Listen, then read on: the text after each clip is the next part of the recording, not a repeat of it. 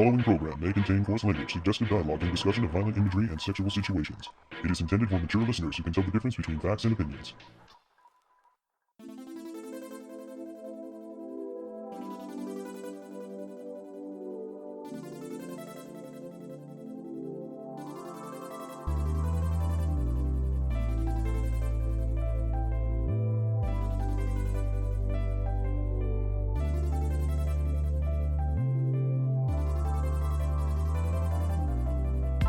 The dawn of a new year on this episode of the Toonami Faithful Podcast. I am your host, Sketch. With me, I have I'm Skrill, the founder of ToonamiFaithful.com. and the 90% flu-free Kuro. Yay! Yay! That's crowd cheering. I've got I wouldn't say 90% of the sickness, but maybe like 50% of the sickness. Sharing is caring, Sketch. Indeed. Do you feel cared for? I feel very cared for. And bringing up the rear. Hey, it's Streaming Steven, who's not currently streaming. That's right. We're not streaming this one. So sorry.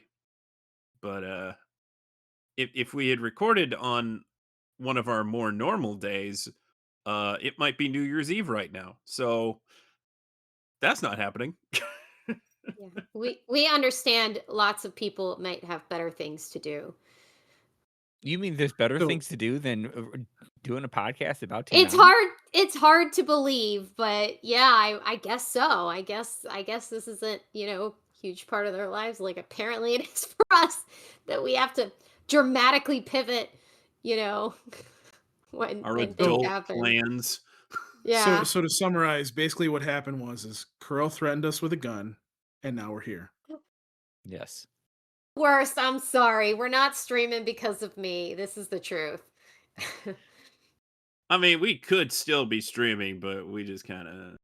It was just too much of a pivot, and for the 3 people that we love that were going to be listening, we just didn't want to disrespect your time that well. Yeah. So you get it as a podcast. It'll be all right. It'll good be enough. out in the new year. Ooh. It's 2026 where you are, but it's still 2025 for us. So And, we're reaching you from back in time, from the previous year. From Time beyond the travel grave. technology. See, you can check that off. It counts. There you Yeah. go. It counts. You can't check it out. Yeah, Okay. it counts. So I did not think I'd be able to talk very well on this episode because I've been getting over a nasty sickness ever since around Christmas. But I might be okay. But I'm gonna hand most of the recapping over to Kuro. She's gonna cover Yes. Mashle and Bleach. Oh, And so in the middle excited. of that, we're going to talk about that Dawn to Dawn episode that Toonami gave us at the end of the year. So is it just going to go are they going to replay that first episode, or is it just going to go from there? Well, according to the schedule, they are going to replay episode 11 this upcoming Saturday. Ergo, episode 12 would be the week after. And then after that, maybe they start season 2 for real and replay this episode. Or, I don't know, the low-hanging fruit is that would be the week that they would potentially start encoring Primal. Such a weird choice. But, It's throwing off our Yeah. recording schedule too, I'm just going to say. They haven't taken us into consideration at all. no, when they figured not this at out. all. Not No, at they all. never take us into consideration. No, like that's just so disrespectful. If they took us into consideration, they would have took Like at the least 2 wind. weeks off. Yeah, I want. Where was my extra marathon, man? I needed that time, Nope. and Sketch needed that time. We all needed that time all to needed that recover time. and rest. We wouldn't be here. recording right now. Yeah, Listen, But it's important. It's important for these studios to fight with each other, and then eventually Oh, they'll don't let us start do that again. marathons. I mean, I guess like this, little podcast isn't as important to a huge multi-million dollar studio, but it would be nice if they could, make an effort. I realize how Yeah. ridiculous that sounds. That's kind of part of it. But You're it is my complaining about pleasure. something that pretty much everybody else was happy about. Yeah, I know. For completely self-serving reasons too. Like this is not even legitimate. Other Yeah. than It's like I we're just complaining about a wanted a break. marathon that actually had something new on it. That's We're here for. that's what we're here for. But Brought before to we talk you. about that, dun, we got a Yes. Mashle. I hand it over to Kuro. Yeah. So the episode begins with a hooded mage approaching the academy with some dragons. That was the only thing we were missing now in this mashup of fantasy. And he says he's seeking Mash. We get back to the fight between Mash and Macron Margareta, and we get a little bit of a recap of the previous tussle. And then basically Macron continues to throw spells and Mash continues to block them. But sensing that Mash is holding back to protect something in his pocket, oh, what could it be? Margaret allows him to set it aside safely so that he can focus. And it turns out to be what? Another cream puff. My favorite is Dot's line here. He's like, weirdos, I want my damn time back. I relate to that so much when I watch Bleach. Anyway, during their next clash, Margaret sends a sound wave that Mash can't punch away, and he bursts his eardrums. And I don't know if you noticed, but each attack is like a musical chord, which I thought was a nice touch, a nice detail, like an actual musical chord, not just like visually one, but Yeah, and sound you can wise hear one. different instruments. Like Yeah. sometimes it's kind of a rock sound. Mm-hmm. Yeah. Yeah, they use the clarinet, they use like a trombone. It's pretty clever, and I'm a big fan of little details like that. Great sound design.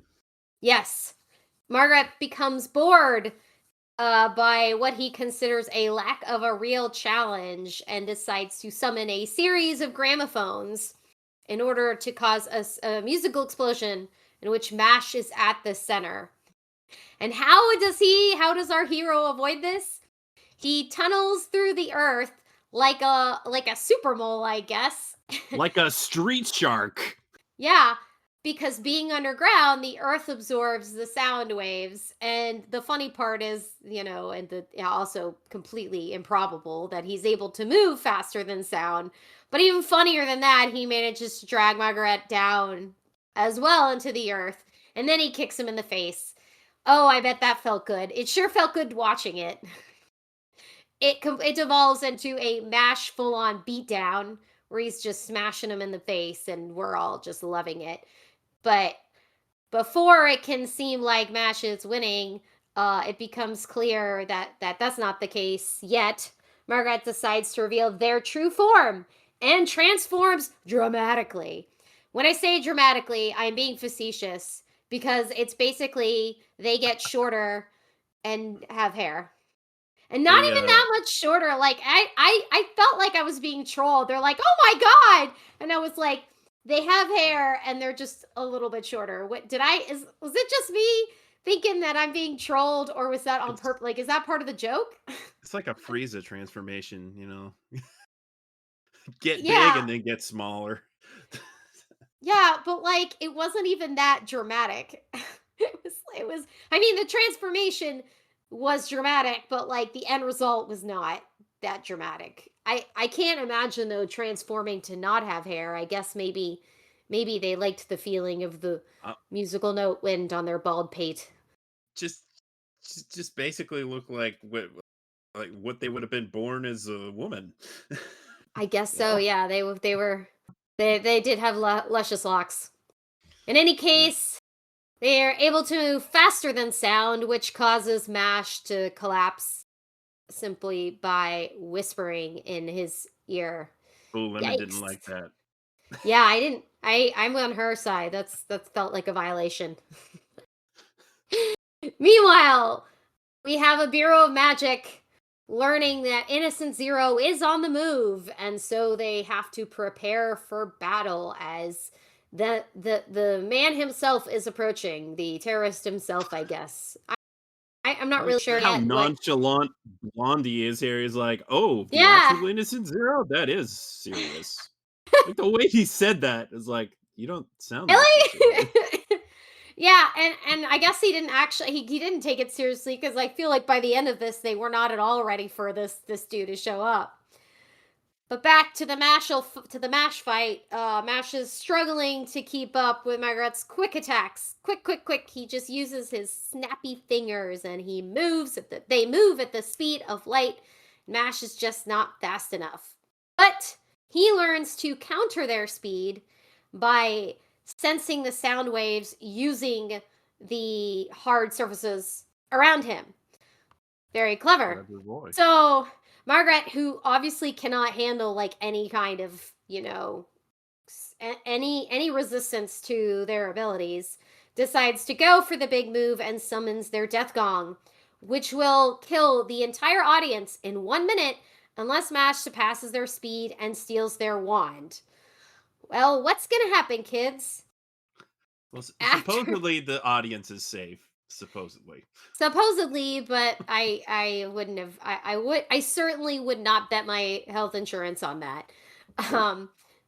Mash throw basically after chasing them around, kind of punches the arena ground and it throws it up to block their movement on two sides, so that they only have two other options to move in, and uses this method to catch them by using his little pinky and breaks the wand in half with seconds to spare, saving everybody.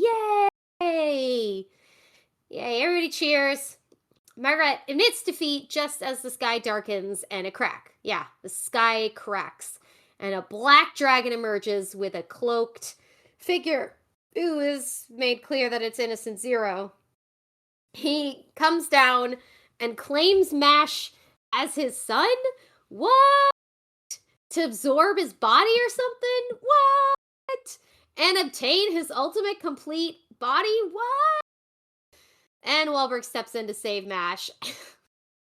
because of course. I feel we needed the Voldemort splitting his soul moment, I guess, or the anime Mashle equivalent of that. So this was giving me that vibes. I'm a little disappointed. I thought Mash was just gonna break out of that phase. You'd be like, "Who are you?"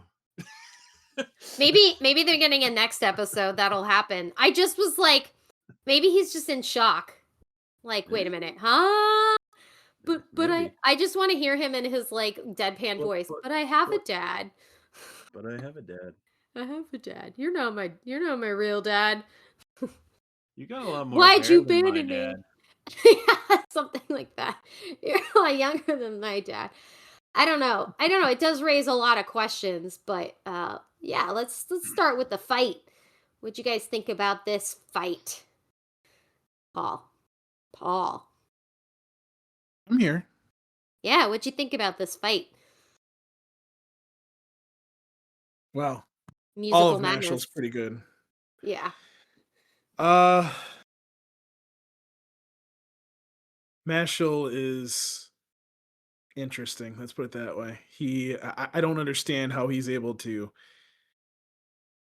not get hurt. But there again, like, it seems like this dude is like super strong and everything. So even if like there was loud music, well, I mean, he was getting bloody from his He ears. blew his eardrums out. Yeah. So I mean, I guess he's not like invincible, but still, it's like that's still happening to him, and he's still like, nope, this isn't gonna happen. It's definitely And then he's- improbable that he's And then- inexplicably fine most of the time. Yeah. And then there's the supersonic speed, of course. Finn actually pointed out, for Mesh to do that, he'd have to move faster than sound. Not just that, he's digging through solid rock. Yeah. Well, he is moving Oh. faster than sound. Yeah. So when Wahlberg is like, we'd have to move faster than sound, was like, oh, but he can do that. Yes, he can. Such a funny, wacky episode. Steven, Very. Yeah. What do you need? yeah, what do you think about this fight, the melodious mayhem? This Music Meister was crazy. I mean, if he's bringing in the last battle a piano to like just dragging it out of his his cloak or whatever, That would have been crazy great, to me. actually. That would Yeah, have been that funny. that would Very have been funny Looney if he did Tunes. that. I do like the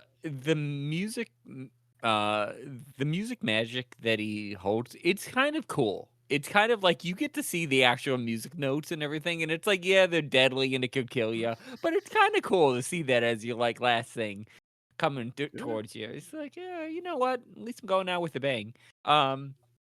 Aside from that, did he grow hair? Like, Yes. like halfway through the match after like Yes. Mash like beat him up or something? Like, I don't like at that point. I mean, Luscious gray locks. I mean, yeah, that's a and- Listen. choice. Okay. Listen, he just wanted to be like Kid Buu, okay?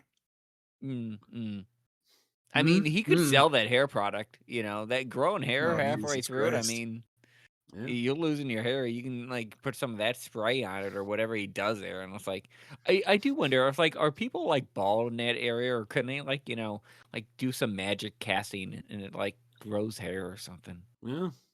Is There's- it like a choice at that point? There's been bald characters. There's been quite a few bald But characters. then that's the point. Is that at a choice, or because I guess the magic would exist to grow hair? I mean, I'm sure they have alternatively magical Rogaine. You know. Yeah. Otherwise, very cool. Having what's that guy, Innocent Zero or whatever his Yeah. name is?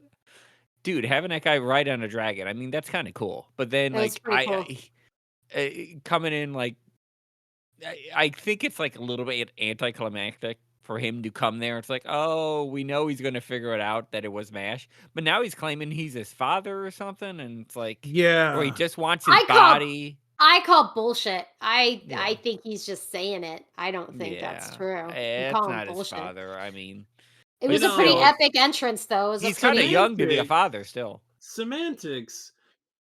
Somebody can be your son without you being their father.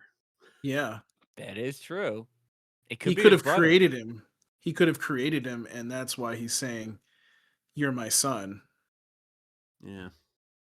And don't ask me how that works because I have no idea. But I was gonna say you're gonna have to explain that one to me, Paul. Yeah, I mean, so well, what's the there- science so around it's- that? You need So an it's egg either- and a sperm to grow a baby. yeah, but there's magic. So who knows? Maybe this Magic was baby. magic baby. Maybe this was something. Maybe this was an experiment that went wrong. So wait Mash a minute, is- Paul. Mash Are is you still s- human, though. Are you still saying, Paul, that Mash is basically anime Jesus? That was Ichigo. Well, that it was would still Ichigo, apply. but I know we agree that was it is. Ichigo. I mean, It's Ichigo. I mean, if we're going along with what Mashle really is as an anime, I would say that he's probably anime Jesus in this show, just because they're making fun of the fact Changing that the world. well, that's He's the thing. anime Like Harry he's, Potter. They hated mean, him he's- because he he's- spoke the truth about Yes. cream he's puffs. he's 50 different anime character in one at this point. You know what I mean? Mhm. Like, and then he's outside of that, he's Harry Potter as Yeah. well. So it's like, oh my god. Okay, so I mean, yes, probably that's where they're going with it to because they're making fun of that kind of thought. But is he like, what is he to Ultimate Zero? Like, I mean, is he really his son? Is he somebody that he created using magic in some way? I mean, this kid basically was found by that one dude, and now, and all of a sudden he just becomes super strong after working out. Like, yeah, you know, again, who knows? I don't know. I can't explain this one to you because there's not a lot of details yet. So I don't know. I'm just there's only one of two choices. Either he is really his father, or it's some kind like, and that's what you were leading. I'm guessing what you were saying, Stephen, was, or was it Sketch? Um, basically that it's he's the father, but in a different meaning. Like he created Or him there's or a something. third option. He's lying and he's being an opportunist because he heard about There you MASH. go. Yeah, that could be People true. forget you can lie. You can say Well, something. no. That may not be You can true. lie. You can lie, but that just doesn't. Why then would you be like, oh yeah, I'm your dad? It's like, Because okay, he's that's he's because random. he's. I mean, if he was trying to manipulate him into taking his body, he sees that MASH is really strong and is resistant to magic, and so it's Speaking of lying, Ultimate Zero could be older than he seems because he's probably just using magic to look younger or whatever. So Yeah, that is keep possible. keep that in mind as well. And it's innocent Zero. Innocent Zero, yeah, I'm sorry. Is he so innocent now? No. Well then. Any further thoughts, Sketch, before we move on to the one-off Don to Don? I was really amused by the moment where Mash makes it so Margaret can't snap their fingers because of tartar sauce. Yeah, that was a good moment. Where do you get the tartar sauce? from Margaret. Mash is paying attention. Yeah. But you definitely don't see where he pulls it from or or anything like that. And yeah, I wonder how things are gonna go from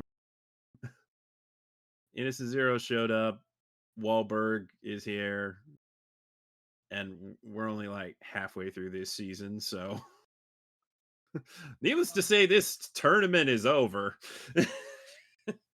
Yeah. It's like, I guess I tournament? don't have What to worry tournament? about Dot We fighting one of his friends. I was nope. hoping to see that which really sucks. That would have been fun. We just ripping off Naruto again and ending a tournament in the middle so that the big bad can show up. Well, how many people were left to fight at the end of the Naruto and at the shooting exams? I felt like they were at the very end of them. Yeah.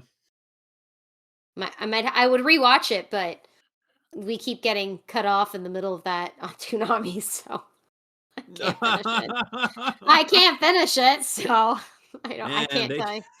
they they didn't even get the Rock Lee and Gara this time. Yeah, Bummer. it was a good fight.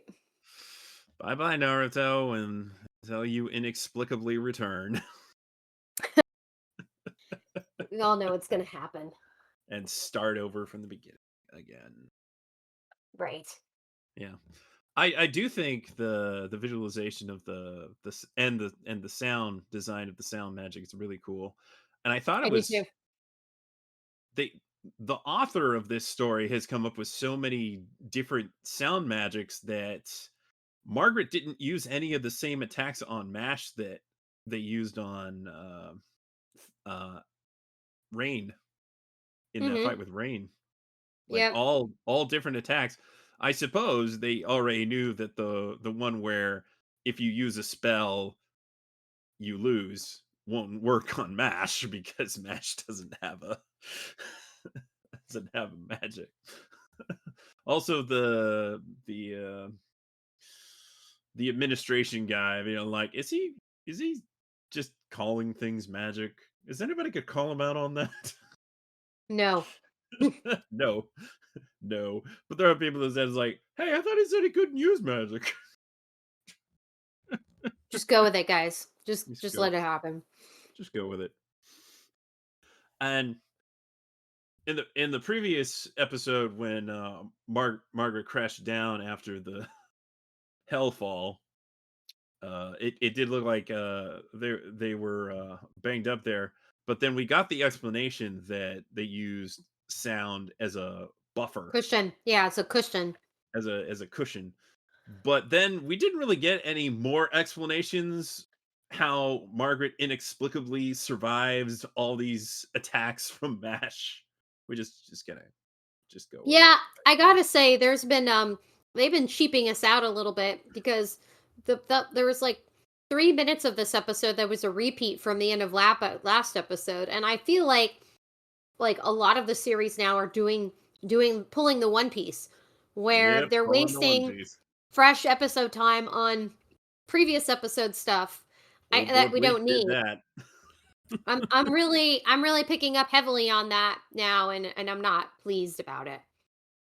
Yeah, yeah, it's a very common thing, which It's becoming admittedly more common. is helpful to the audience if they need a refresher. But come on, most of these shows people are watching episodes back to back, and they don't need that. Well, it's not just that. It's like an entire section. It's not like a quick like this happened. It's like you have to see the entire sequence exactly as it was in the previous episode. That's at least like 2 to 3 minutes, which is a significant period of time for like episodes that are 23 minutes long. That's true. Gotta save on that budget. Yeah. Gotta save on that budget.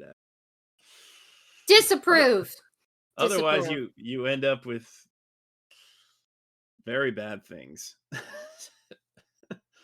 But there should be a balance.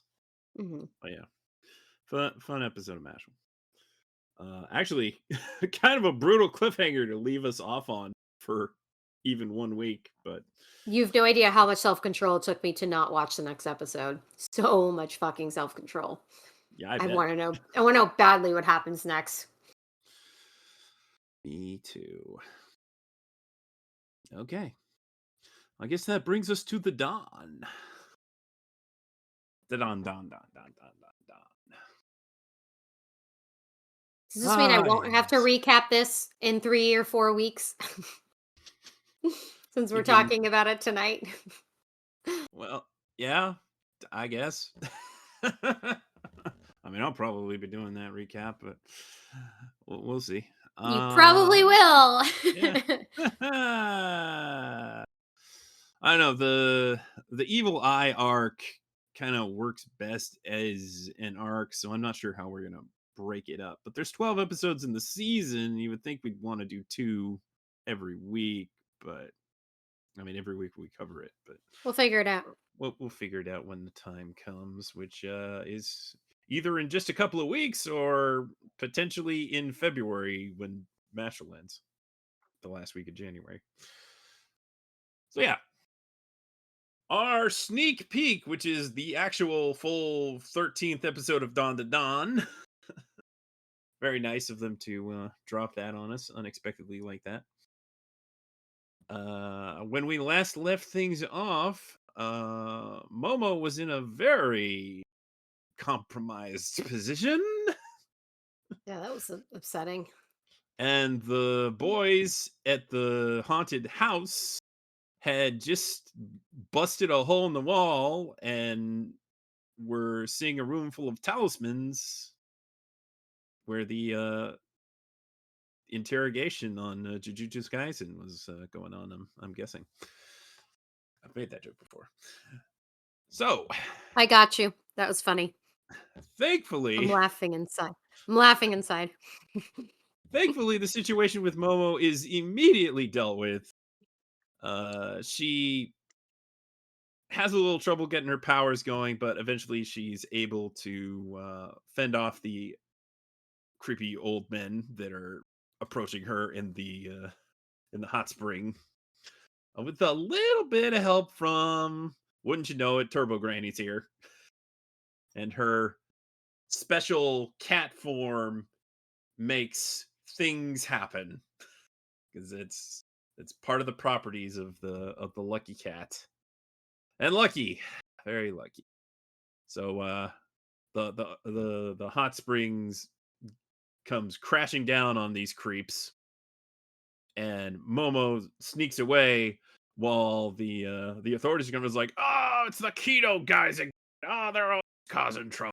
And oh boy, the ketos. This family of old men and old women are trouble. Big trouble. And they've apparently been watching over this town for many, many generations. And they're also currently Gigi's landlords. Show up. Like the whole book club shows All up. coming together. They all come in, they got snacks, they're asking for drinks. It was like, hey, Gigi, be more hospitable. like like a mob. And they're immediately sizing up Okaroon, thinking like, hey, who's this guy? Why'd you bring him here? He better not be another one of the spirit mediums. It's like, no. He's not a spirit medium. He's an old friend. He's like, oh yeah. Well, if you're such an old friend, what's Gigi's favorite sports team? Well, lucky for Okaroon, he noticed the poster that they had just put up to hide the hole, like Mordecai and Rigby did. He's like, all right, that checks out. But there was a girl here, and you didn't tell us about the girl. They're not happy about that. And Momo shows up after her unpleasant experience. Oh, but wait, there was something she did in town. She wanted to track down rumors about the Tsuchinoko, and she goes to the shrine of the Tsuchinoko and finds one guy who's trying to become a viral sensation working the shrine. And she checks out the Tsuchinoko, which is a really sad snake skin. Nothing to write home about. But this guy matters. This guy matters. But for now, they part ways. So she goes back up to the mountain house and finds Gigi and Okaroon with all the Kito family. And she starts fighting the matriarch of the Kitos, Nakai. And this old biddy is crazy strong. That wasn't the word I was thinking, but yeah. Were you thinking perhaps something that rhymes with itch? Yes. How did you know? How did you know? Yeah, this lady is dangerous. She raised a bunch of like creepy dudes too, so she sucks. Just a bunch of hooligans. She sucks in all the ways.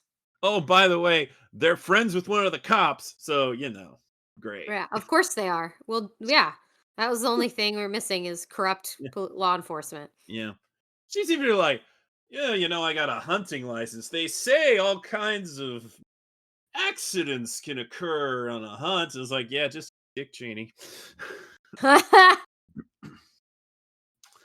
Yeah, Momo fights Nakai, as well as some of the guys help out, and eventually, I guess they don't have to worry about hiding the hole in the wall because blast right through it, and she gets sent behind the wall with all the talismans, and it's actually a quicksand pit. Yikes! And she's having trouble trying to get up from there, and Turbo Granny's with her. And they're just trying to push her back. But eventually, everybody falls in.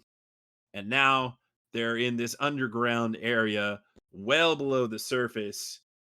They had to fall from way high up. And there's all these old wrecked buildings. And they're like, what's the deal with all of that? And then the Kitos are like jumping around like Power Rangers and posing. And they're like, we are the Kito family, and we guard this place, and we worship the snake god, and you will become a sacrifice. I was like, oh, whoa, what all's going on here? And then their snake god appears, but it's actually a Mongolian death worm, which Okaroon recognizes. And the greatest thing happens. These people are calling out, praising this death worm, and it eats them immediately. That is just, It's perfect.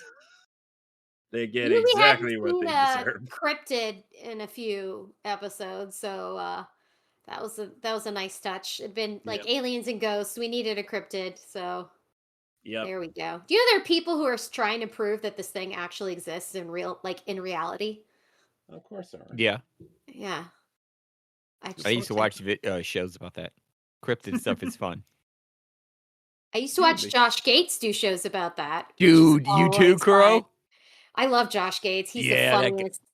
I met him once. He was cool. No kidding. Oh my Yeah. god. You have to tell me about it later. Okay. I'm jealous. He's the best. So as this episode wraps up, the kids are seeking refuge in one of the old broken down buildings. And even though they're sort of safe, they're still underground, but suddenly Momo and Okarun start losing control of themselves, which of course means that Okarun starts unleashing the turbo curse and starts crawling all over Gigi. Yikes. Yikes. What a way to one cliffhanger after another, doggone it. No homo though. It's just other kinds of loss of control. Yes. They're not trying to make it a threesome. I think. I mean Maybe. like, You know what? Maybe they are. I no You judgment, know, I suppose. Ken is just trying to work out some of the pent up whatever between him and Gigi that this whole situation has caused. Like, oh, I'm just gonna go beast mode on you. Yeah, that is the first episode of season 2. Man, this family's awful. I'm so glad they got devoured immediately. Yeah, I was not going to be able to handle like a whole arc of ketos. I'm just glad we had just to deal with them for this 1.5 episode. I gotta say though, I'm more intrigued by the neighborhood buried under the mountain. What is that about? That's interesting. That looks so cool. How Yeah. each one of them, like every single house that was always on that temple, just basically fell in somehow, and so they had to rebuild it consciously. If like they see it on the hill and like, darn it, it went down the sinkhole again. Let's cover it up with some paper. Let's put this whole thing on it and everything. But the problem is they never fix the one hole into the extra room. It's always been there, and it's like just paper. Put some paper over it. Put some The wrong amount of WD-40. They needed more. Yeah, they needed more. They put too many talismans on it because that's like they tried to like wallpaper the wall with it, and they just kept wallpapering. That's why it's so thick. It became like a house at a certain point. They clearly were doing a shitty job pleasing their Mongolian death worm because he went right for them. Like, yes, he's like didn't hesitate. Gross. I was getting Hasn't a little gotten bit a of Dune sacrifice in a vibes. while, I guess. Yeah, I guess. He doesn't eat houses. Probably. The snake god. Did you see this episode, Paul? No, I didn't see this episode. No. I do need to watch it, but Well, spoiler, you're probably gonna have another chance to. Most likely. So I wouldn't worry too much. Yep.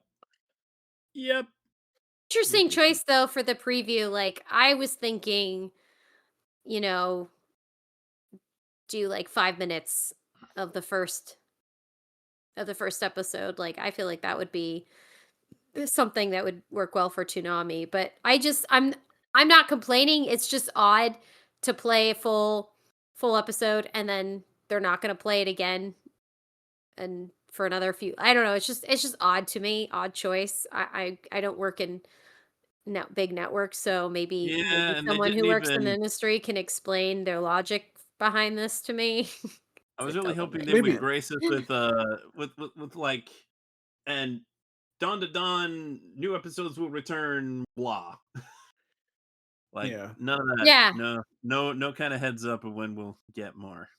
Yeah, I'm not saying it to complain per se. I'm just confused. I mean, they've never done that before per se, at least in Yeah. this run of Toonami. So it's like, is it a bad thing? No.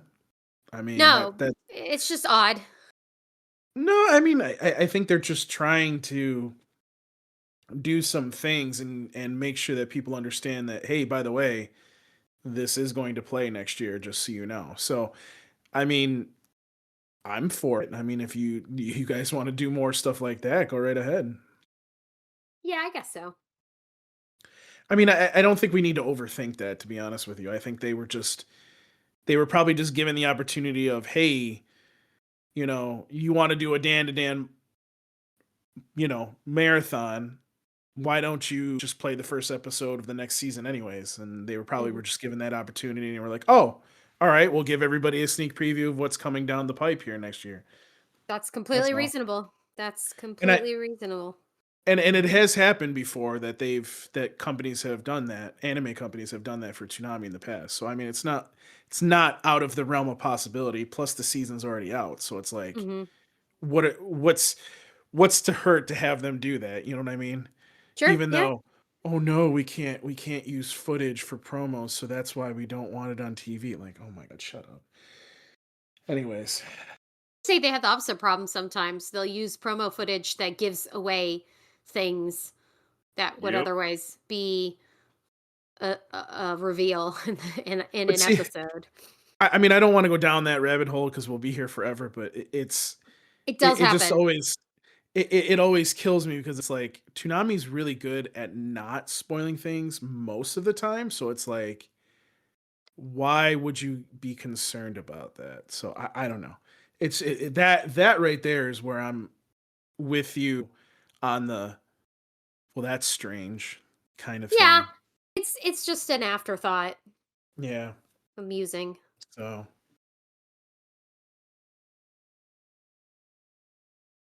Steven? Thoughts about Dawn to Dawn season 2, episode 1? You know what? I liked it. Um, it kind of Momo kicking that guy. That felt good. That felt right. Just like For all of just us. yeah, totally like just destroying these. That girl has some power, and it's like, you know what? Good for her to show it. Um, that house falling into that sinkhole, it just made me think of like this old house and how they're like trying to put it back together. And it's like, yeah, this house, man, it's been standing there for years. Sinkhole takes it. Joe, it's fell down again. It's like, time to get the brick and mortar and rebuild it. I like how they rebuild it with different styles of each period every time. And it's like, oh, okay, they had to look up like modern houses and how to draw people in. We And got they to put it, upgrade to the yeah, they new put it Yeah. era. they put it on They gotta. Airbnb. It's like all for, it's like slowly coded inside the thing. It's like, hey, you'll be good. It's in the contract. It like you're going to be sacrificed to this almighty snake god. It's like, oh yeah, it's like people to sign it. Like, yeah, it's a nice place to say. So his parents are dead. Actually, because the thing ate it. Is that what I'm assuming, or They're no? not dead. They're sick in the hospital. Okay, then they didn't get hit them That's yet. been confirmed already. Okay, cool. They got So they this got sick from the house, and I feel like, yeah, that now it all makes sense, though. Mhm. Makes sense.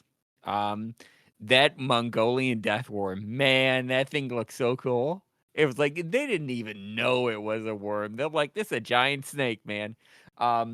Even I know that thing's not a snake. That thing looks like a worm. Look at it. They missed In the the memo.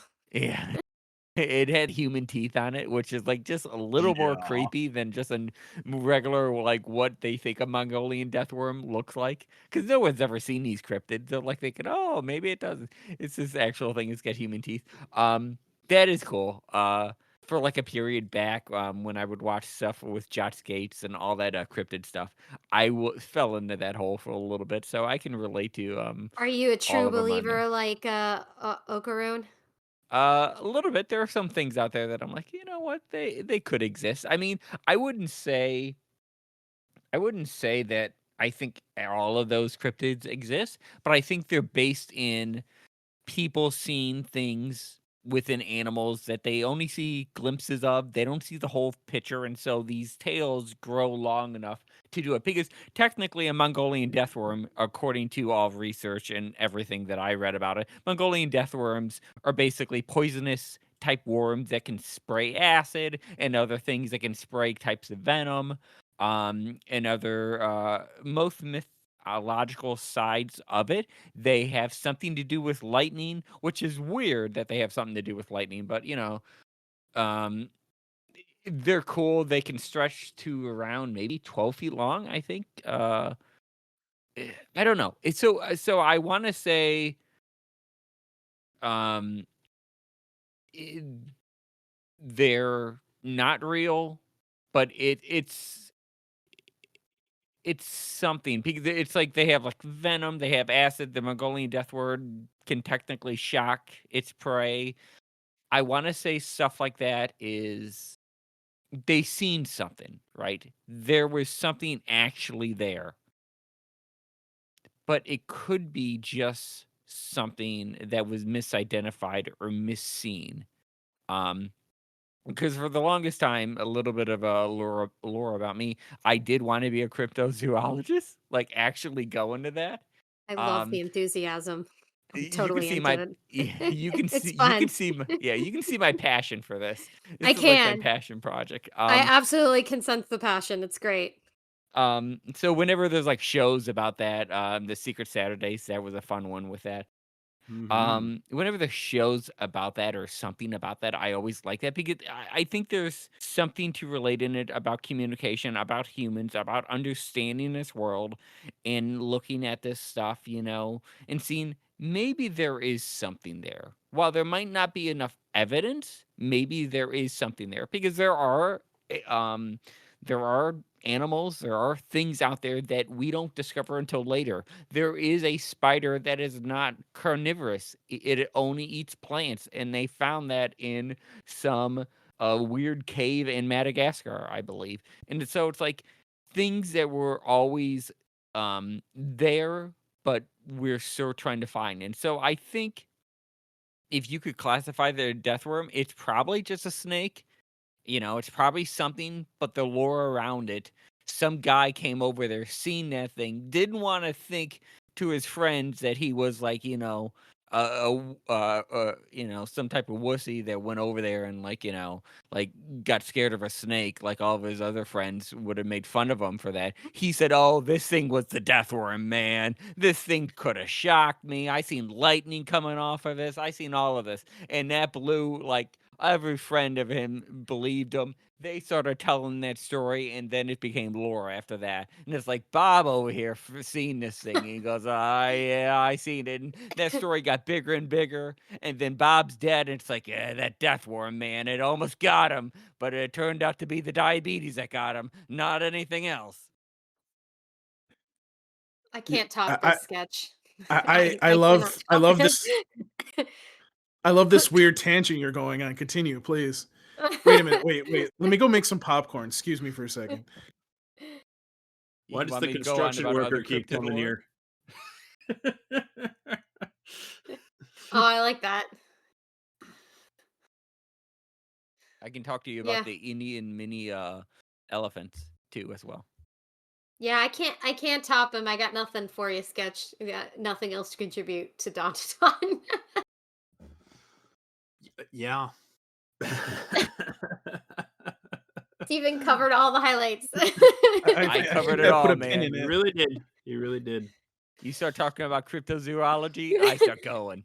Hey, I am sure there are people who listen that definitely appreciate that deeply. I just enjoy the enthusiasm more than anything else. Just as a fun little aside, when Turbo Granny reveals, is like, "Yeah, I stowed away, ha ha ha," and Momo's like, "I wouldn't have cared if you came." Like, Turbo Granny just wants to join the party, but I she, think I but find it but she's interesting that shy. She she's can't be. slowly becoming part of their group. Like Yeah. what is the ultimate conversion going to be for her at the end of all this, because she's helping them. Mm-hmm. Well, she's definitely helping them. I mean, But even I- in her wicked little soul, I doubt she'd let a woman be assaulted by a bunch of pervy dudes. Like that's totally No, Terrible no, no, no, Granny's. no. That's her jam. Like she That is her would jam. definitely stem. Yeah. Yeah, definitely, definitely. I just like that she's like shy about it. It's like she's got to be sneaky because she can't be forward about it. She's got to. She doesn't want them to know be she likes them.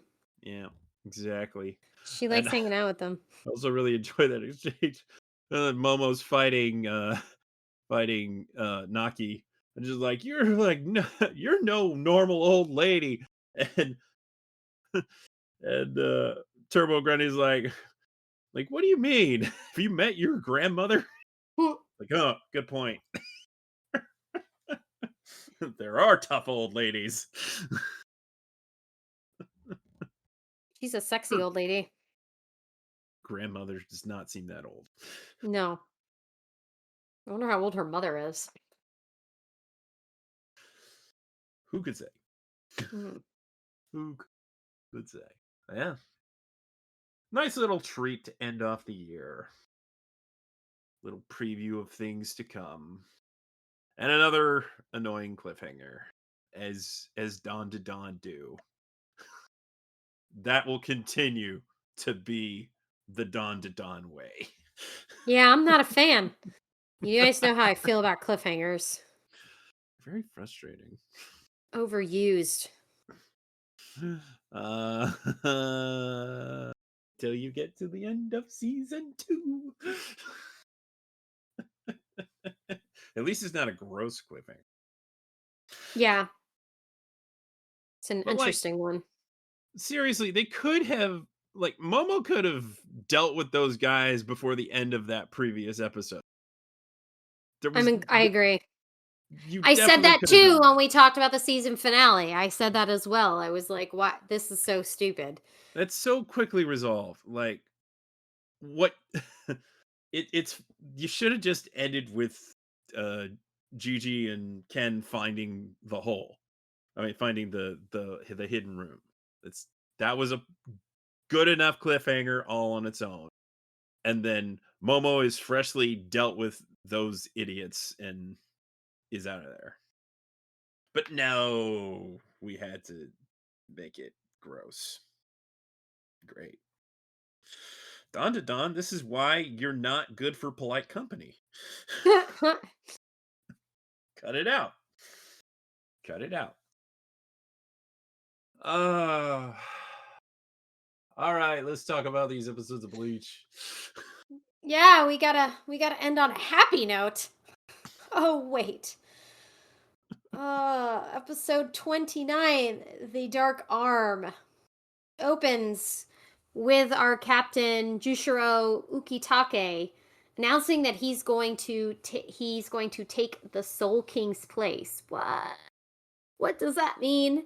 Well, he takes off his robe to reveal black shadows coming out of his back, and then he begins to pray to the god Mimihagi.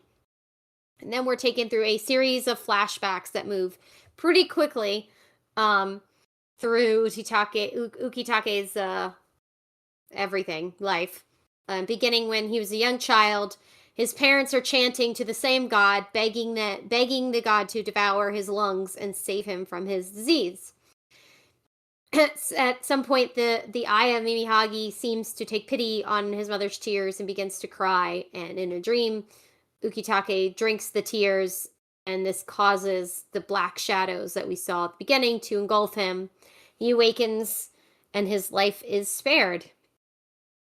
As we move along through these flashbacks, we see Ukitake at the Soul Reaper Academy sparring with Shunsui Kyoraku, who actually has 2 eyes. He's young and quite handsome looking. He is. He's a good looking young guy. And they're fighting under the guidance of Genryusai Yamamoto and Retsu Nohana. He seems to be a happy and carefree young man, though the strain of training does cause him to cough blood. So it seems that Mimihagi did save him, but not enough to eradicate his disease. So Shinsui and Jushiro become good friends, and Jushiro shows Shinsui the idol and tells him the story of him being saved.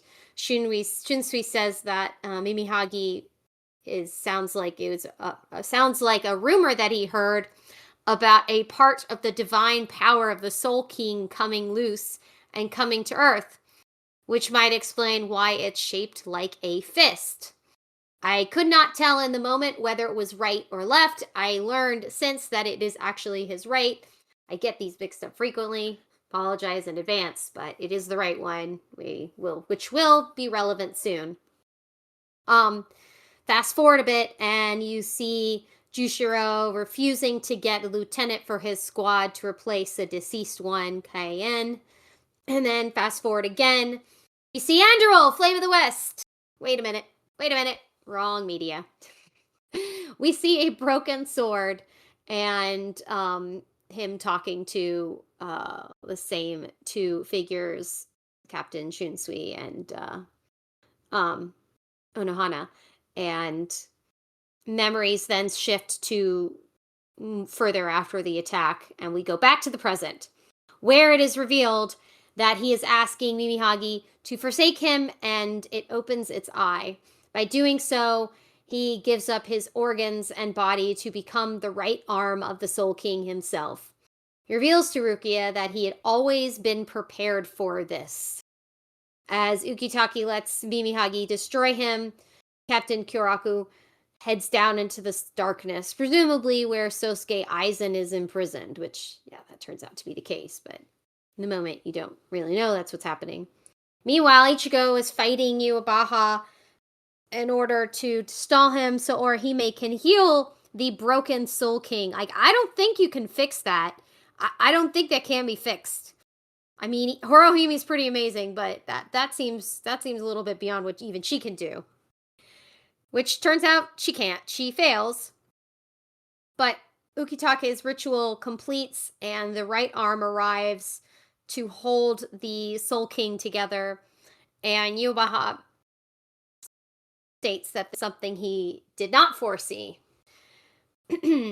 Back with Captain Shinsui, he unseals Aizen's mouth, left eye, and ankle, and offers to take him out of his underground prison up to the surface.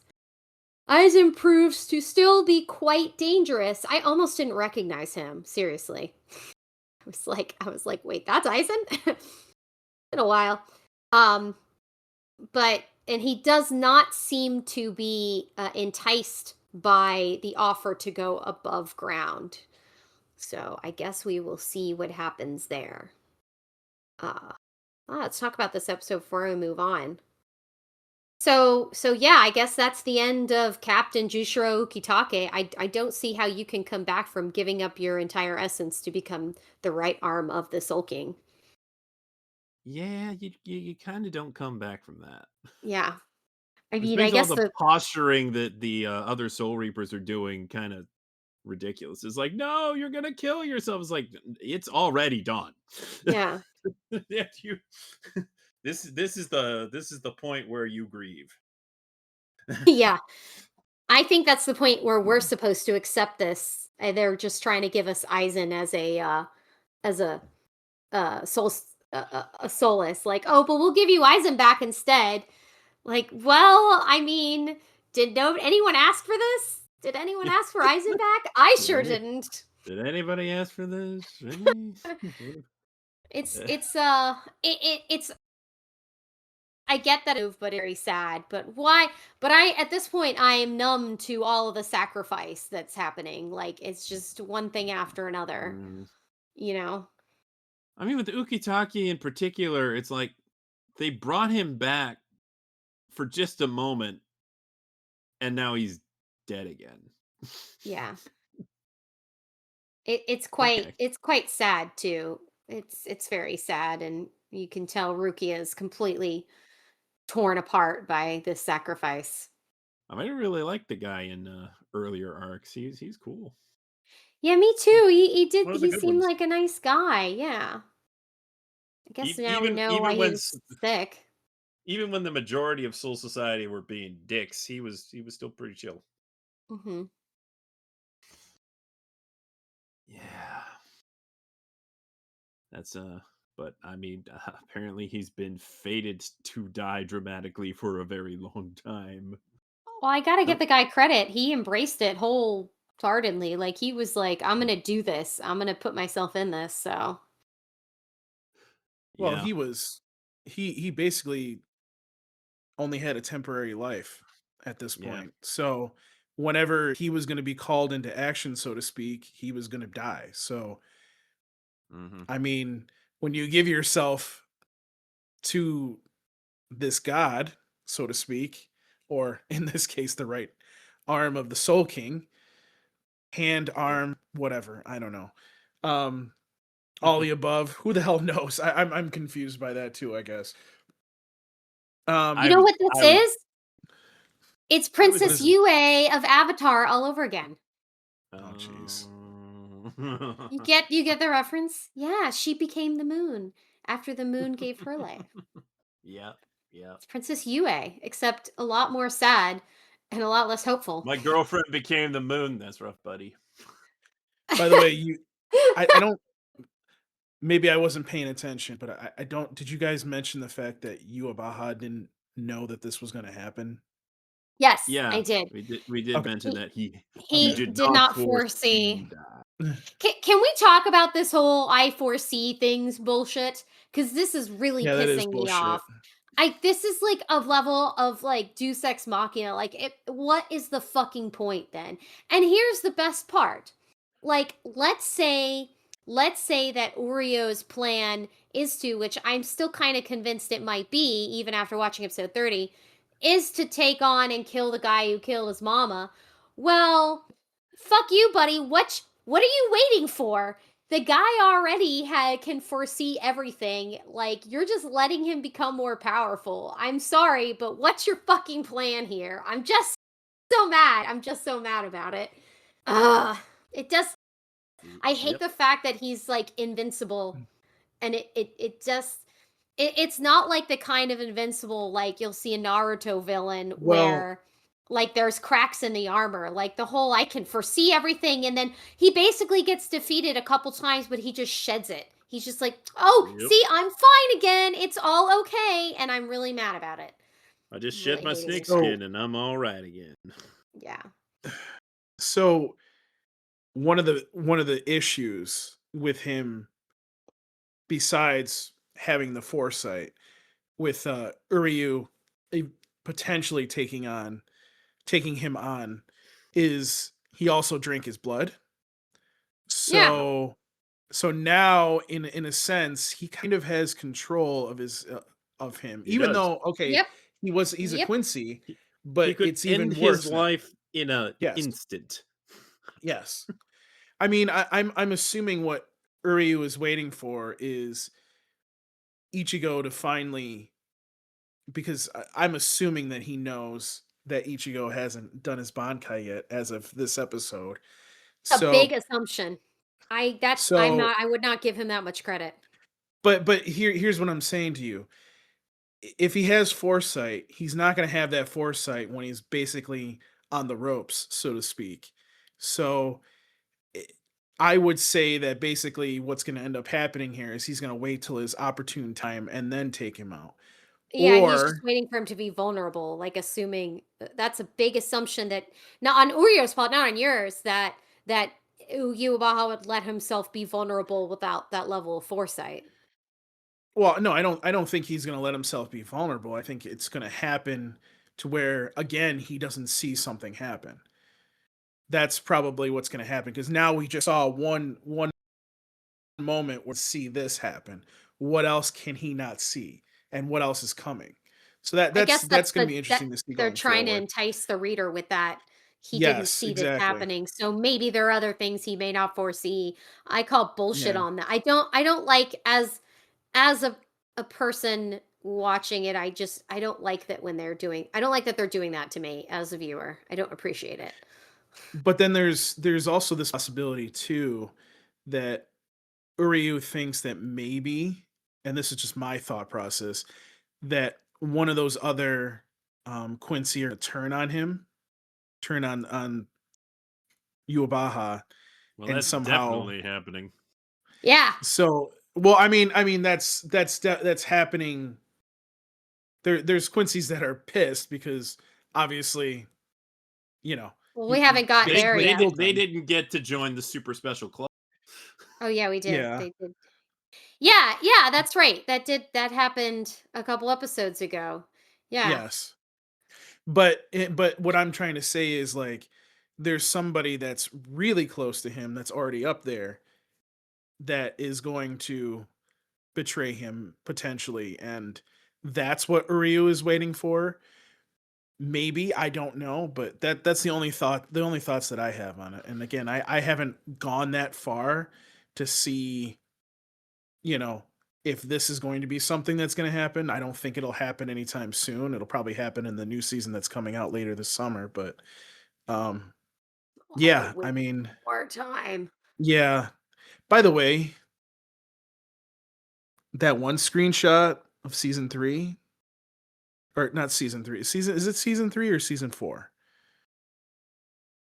of Season Bleach? 4 is the one that hasn't aired yet.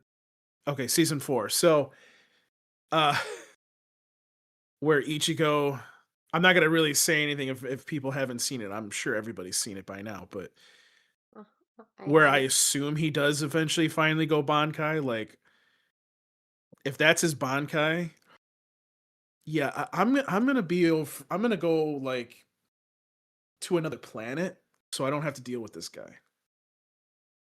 Yeah. Well, I'm just gonna transition to episode 30 now, and we'll keep Wait, the wait, discussion wait. going since we talked about Uryu. Transition away.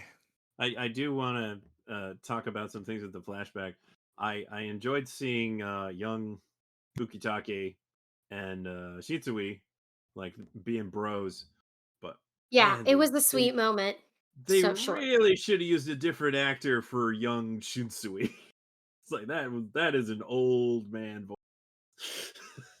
But he was a good looking guy. But I also liked really like preteen Ukitake, like trying to And the old warn the guys lady. like don't mess Yeah. with like you shouldn't do that. And then he breaks the guy's hand when he Yeah. still tries to keep like, I'm gonna beat you up. All right, let's play, guy. Let's play. You're not gonna beat me up. That's what's happening here. Yep. Nope, that didn't happen. All right, on to the betrayer. Yes. So Jushiro Ukitake becomes the right arm of the Soul King, effectively keeping the deity intact and momentarily confusing Yuabaha. Ichigo manages to catch Yuabaha off guard, pulling his arm and preventing him from dealing the fatal blow. At that point, Yorichi steps in again, because she tried it a couple episodes ago, and trying to use talismans to keep Yuabaha at bay and protect the fractured Soul King. She erects a protective shield around the Soul King, which is being cradled by the right fist, I should say. As long as Ichigo can keep Yuabaha at bay, the Soul Society then can stabilize, a new Soul King can be born, and it'll all be just great, right? Right? Wrong. Yuabaha mocks Ichigo for not being able to kill the being that killed his mother, he basically says he doesn't think he's got it in him to do anything more with him too. And also, unfortunately, Yorichi's efforts are useless because Uryu Ishida appears and shoots her in the back with an arrow like a fucking douche that he's become. So her shield breaks, and once again, Yuabaha gets access to the Soul King, and he then wounds Yorichi, who falls off of the pavilion. It's pretty upsetting. Desperate and angry at Uryu's betrayal, Ichigo demands to know why he's defected. Uryu's answer is pretty simple. I am a Quincy. Side note, I really liked the music in this section, the chanting. That was pretty great. I don't know. Really good music. Yeah, it was great mood setting. I have to give them credit for the camera work and the music for these two episodes. They were great. Ichigo and Uryu then engage in a fierce battle while their friends try to fend off the other Quincy's. By that I mean Chad, Otohime, and Ganju attempting to fight the Schutzstaffel. Um, as they fight, Uryu unleashes his Quincy Volston dig, and he is killing with a purpose. He's attacking with a purpose. He's trying to kill Ichigo. Ichigo's not trying to kill his friend. He's just trying to beat him up, which that hesitancy just gives Uryu enough time to enact his new power. Ichigo, you should have just kicked him off the fucking pavilion, man. I mean, I feel like it was like, why are these teenage boys trying to save their best friends? Just fuck it, move on. There are other dudes that can be your friends. You have Chad. Chad's pretty great. Stick with what you know. Stick with the loyal ones. Also, You were never really good friends. Yeah, I don't think they really liked each other too. Like, there's nothing about this worth saving. I would have just been like, fuck it, I'm going all out on you, asshole. Nothing. I will say I noticed that Hawksvault is watching Uryu this time. I think that's pretty interesting and possibly important for later. So perhaps we should all put a pin in that for some reason. It's hard to know anymore. This could be the moment where Uryu is proving himself. Yeah. Who in the process of that, Uryu is using his Volstandig to just like follow Ichigo around with lots of arrows, which he's trying to deflect with explosions. Yeah, lots of little arrows or whatever. It's a Lots good of thing arrow shafts. Ichigo has 2 swords, because my gosh, that would be a lot to deflect with just one. Yeah. And eventually he prepares one massive Quincy arrow, which Ichigo is able to just barely counter with his Getsuga Jujisho. All these names are tying my tongue and twisting it. But Uryu's still able to land a decisive blow, and it appears to seriously wound our boy Ichigo, sending him falling. Back with Iobaha, he completely shatters the Soul King's crystal and begins to absorb both his body and his right arm, and multiple eyes spawn across his face. Before I want to mention, actually, as we move into talking about this, since we were talking about Uryu, he says something in this episode when he hits Ichigo. He says, "I will not let you kill His Majesty." And maybe this is just me, but I thought I noticed an emphasis on the word "you." I will not let you kill His Majesty. Like he wants to do it. You know? That was my takeaway from that. But my question remains, like, he is, if he's not a true believer and he still is going for revenge, then I feel like letting this guy get more powerful is definitely not the way to achieve your goal, because you're making him effectively invincible, you know? I'm very bothered by that. Am I the only one who picked up on the "I will not let you kill His Majesty"? Did anyone else pick up on that? I didn't really think about it, but you have a... Go back and watch it. Yeah, I'm gonna have to go back and watch that. That's interesting. I seen that. That seems like it seems like it's either Ichigo. They're let Ichigo do it because, I mean, main protagonist and everything else, but it seems like he wants to do it himself because he wants revenge. But the only way if he gets his revenge, is to play his, be by his side the whole time. That's why the blonde-haired guy doesn't like him or doesn't believe him, because he's like, I was his right-hand man the whole time, and now you're coming in. Now you're basically father's favorite child now, and now I'm nothing. Which one of you is his successor? Yeah, and it's like he knows something is up.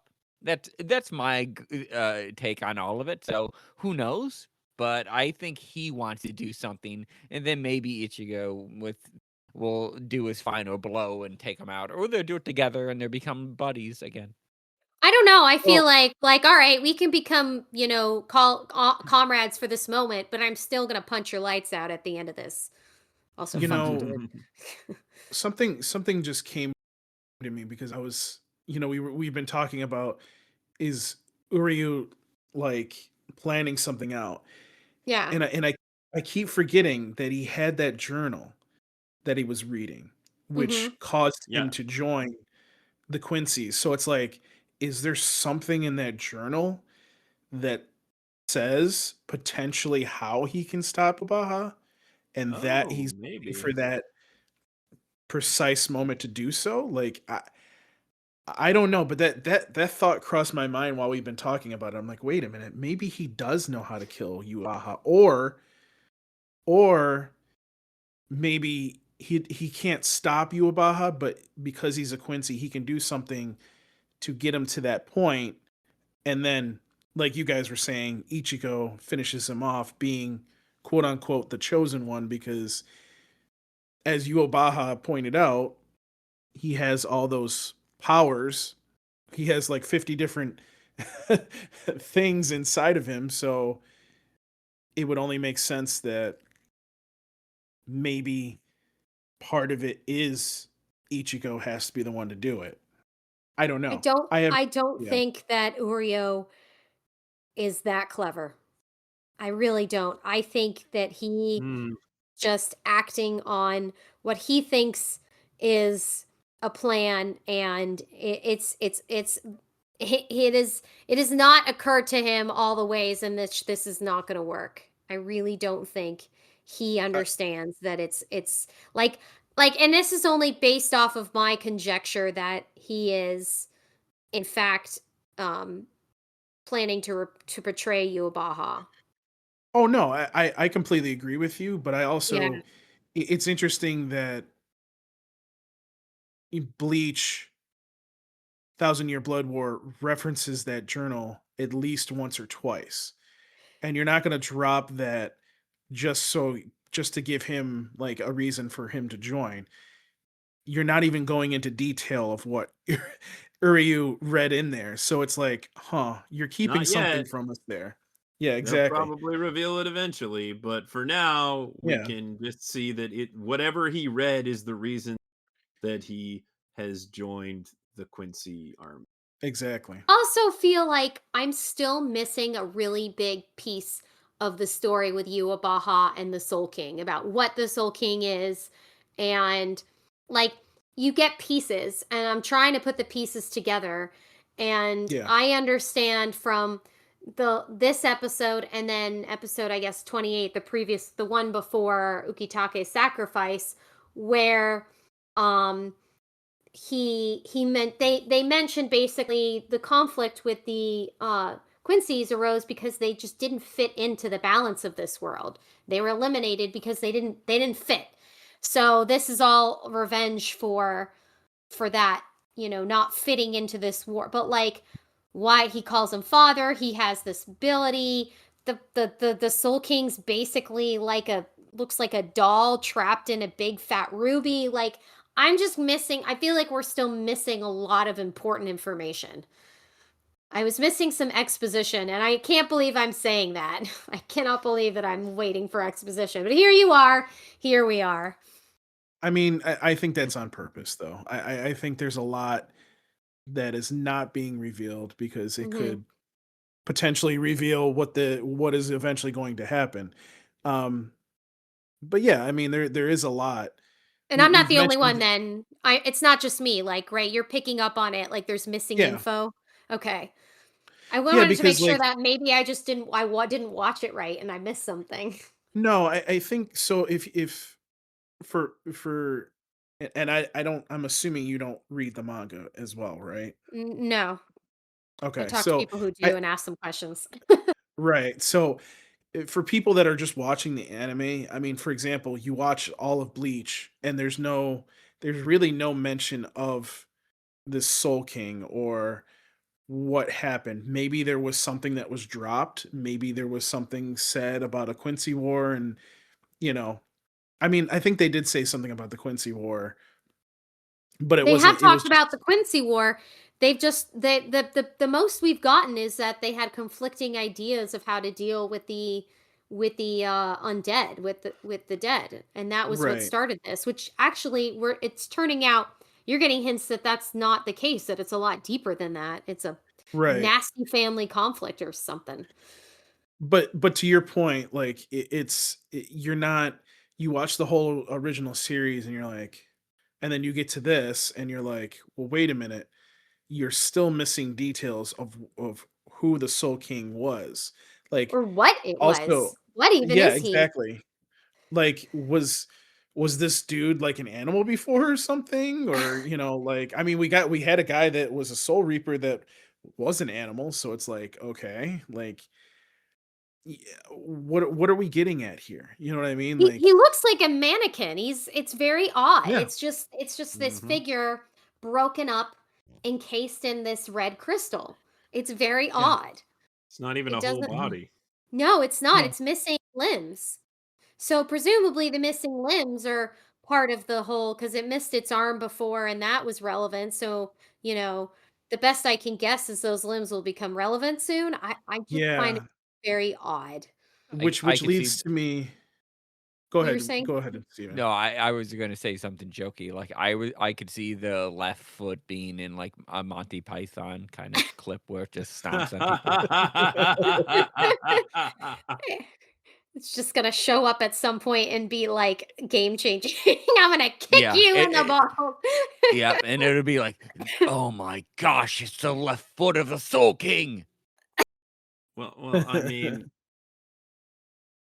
Hyosube did the giant foot thing. Yeah, he But did. yeah, where's his legs? We know where two of his arms are. Where's the legs of the Soul King? We gotta hook it up like Voltron. Well, wait a minute. Wait a minute. So, but we only got the right arm. Form blazing sword. We didn't get the left arm, right? Am I wrong about that? The Because left arm has appeared, hasn't it? I feel like it has, and this is so long I don't remember the specifics. yeah, Oh, we need a bleach expert up in What was here. the arm that appeared? Yeah, this is why we needed laser. But didn't one of the arms appeared in that flashback between Hyosube and Yuabaha at the table? Did he say the right arm or the left arm? My God, that was so long ago. I don't remember. yeah. It's like That's I that was think it months was ago. Sketch. I think it was the left arm because that would fall in line with it being the one that moves things forward. That sounds right to me. That sounds right. There was an arm. The guy had one of the arms, and then that was absorbed. okay. So he Yeah. absorbed the left arm. He You absorbed know, the body of the Soul King and the right arm. So well, that's what he's now, trying to do. Yeah. yeah. Mhm. So now it's like, okay, so where's the rest of the body? Yeah, that makes sense. Where them Yeah. legs at? But hey, here's another thought that I have, and this is actually falling into the pattern that I had that I was complaining about initially. Ukitake's sacrifice is made rendered completely meaningless now. So what was that we just spent an entire episode and lost a character for nothing because it's been But absorbed now. So but why and that's exactly like Yeah. if the entire time we were going through some of these Quincy fights, we would see the heroes gain an upper hand for it to immediately be neutralized. That's what I feel like just happened here, and I'm not happy about it. Like I'm really getting tired of this pattern. It's but very repetitive and it's really frustrating me. Really but frustrating me. was it meaningless, or is there something else that's going to happen at some point? I'm having a hard Mm. time seeing any way that he can come back from this. I mean, he's dead. I'll I'm having a harder time sitting here thinking, so he sacrificed himself but nothing came of it. No, But there's going to that's be what's something comes but of it. that's what's happened though. Like that's been the pattern for most of this arc. Yep. A lot of meaningless sacrifice, which I just don't think that's good writing. Like, okay, so compare what Ukitake did and what his sacrifice brought, which was a healing. It was meant to help, or even what the Zero Squad Zero did. I was gonna say that, yeah. Compare their sacrifices, how they did it willingly to help their comrades, to Yuabaha just sucking the life out of unsuspecting Quincy's. And what makes me angry is that he does it and there's no consequence to it aside from like a couple that are angry about it. But like in terms of he's able to do it and they come back more powerful and it's all fine. We have our heroes who perform much more heroic, admirable sacrifices and they're rendered useless. And in my opinion, that's just not good writing. Like I feel like if you're going to put your viewers and your readers through the anguish of sacrificing meaningfully a character, you have to make it meaningful. By neutralizing it, you are taking away all meaning from those sacrifices. What happened with the Squad Zero is now meaningless. What happened with Ukitake, meaningless. So it makes me really angry on a deep level. And yet Yubaha is able to do the same thing and it's fine. He can just shed all his attacks like skin and he just neutralized like 90% of his Quincy army so he could get 5 more powerful in himself. And it's like, that's it. No consequence. Nothing. So it makes me angry. So the whole Squad Zero thing, that annoyed me because it's like, Yeah. here are all these Soul Reapers. They're actually pretty much taking out the main Quincy's, and then they sacrifice themselves so the one Soul Reaper can use her ultimate Bankai. And then Uri that of all Bankai, fucking people is able to get her. So stupid. yeah, that one didn't. So it was like, well, wait a minute, this doesn't make any sense. Like that just. So what No, was the it purpose didn't. of doing this? What was the Exactly. purpose? Like it doesn't make any sense. So I don't know. Exactly. I'm hoping that maybe in this How last did he season. counter her Bankai? Nothing he's did in this fight with Ichigo gives me any No. clue how he countered her Bankai completely. He moved her around so she got tangled up in her claws, which is so stupid. Like when it happened, I was like, "Oh, come on. Come the fuck This is on." why we need Laser on so he can explain it. It was really dumb. But now It's you're getting why like I'm frustrated with this arc. Like the things that it's not following what good storytelling is. It's just giving us bad and good things just for the sake of I'm going to write them that way to keep things like edgy, you know. I don't think that makes for a good story in fantasy fiction. I mean, there's going to be. I have a feeling that we're going to get some kind of, you know, result in season 4 where we finally see what exactly this all is for. Are Appreciate your there? optimism. Well, I try to be because it just some of this doesn't make sense unless there's a payoff somewhere. Not that Exactly. not that it doesn't really matter that Squad Zero that's only been around for 2 seconds died off, but No, but you it make all a good point. What's the payoff for us? You're making yeah. an excellent point. What I is mean, the but payoff here?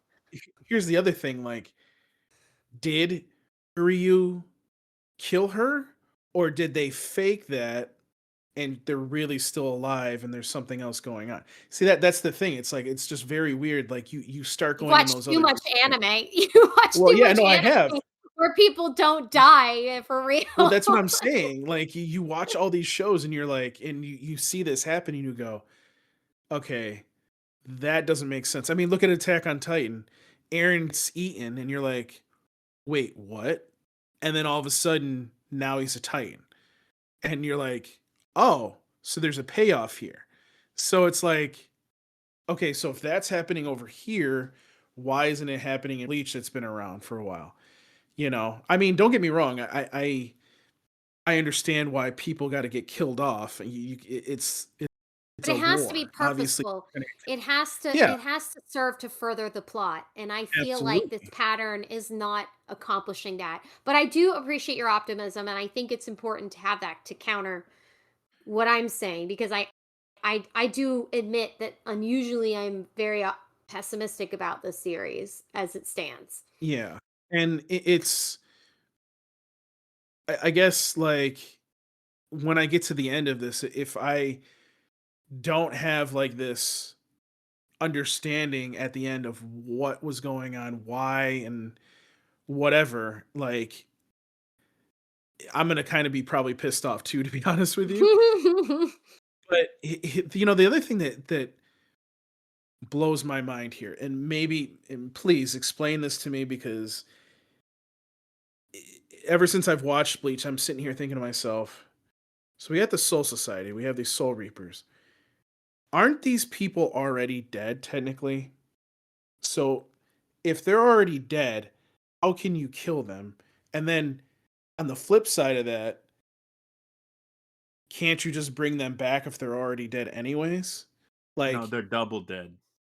they're double dead. Oh, okay. You get a But certain do you number see of what I'm deaths. saying? And That's my sometimes big. they're zombies.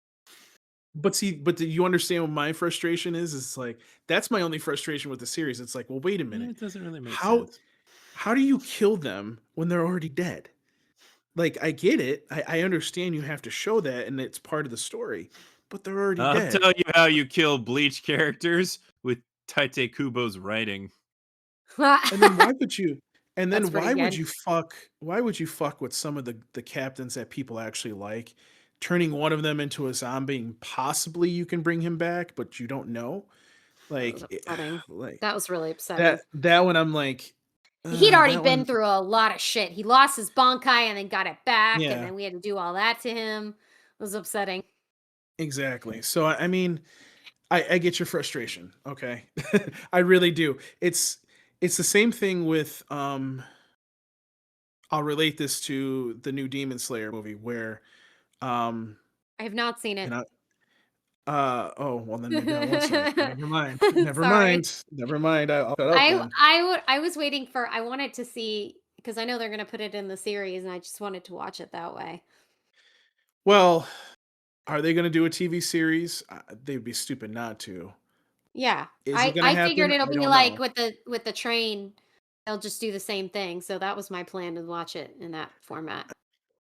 I mean, I'll be honest. I hope they do because while Yeah. the movie was good, 3.5 hours is like, and then you add 30 minutes of trailers on that, and you're like, oh my God, can I go home now?